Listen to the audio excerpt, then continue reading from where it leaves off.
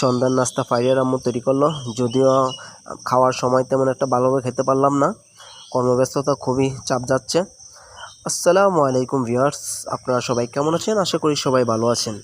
দেশ এবং প্রবাসে যে যেখান থেকে দেখছেন এবং শুনছেন সবাইকে আমার আন্তরিক মোবারকবাদ। তো দেখতেই পাচ্ছেন বেসনগুলো কীভাবে গলতেছে এবং পূর্ব থেকে বেগুনগুলি সুন্দরভাবে কেটে এবং ধুয়ে নেবেন।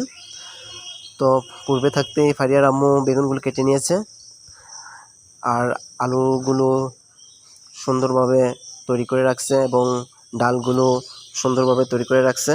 তো এত ভিডিও করার ধৈর্য এবং আপনাদের দেখারও ধৈর্য নাই আমি জানি। তো আপনারা ভিডিওটা উপরের দিকে ঠেলে দেন, তারপরও খুবই স্বল্প সময় ভিডিও করার চেষ্টা। তো অলরেডি তেলে ভাজা শুরু হয়ে যাচ্ছে। তো তেলে ভাজা দেখতেই পাচ্ছেন পেঁয়াজুগুলো খুবই চমৎকার। ফারিয়ার আম্মুর পেঁয়াজুটি খুব পছন্দ, যদিও আমার পেঁয়াজু পছন্দ না, আমার আলুর চপ পছন্দ এবং বেগুনি পছন্দ। তো ফারিয়ার আম্মুর যেহেতু পছন্দ এই জন্য পেঁয়াজুটা বেশি বানাইছে।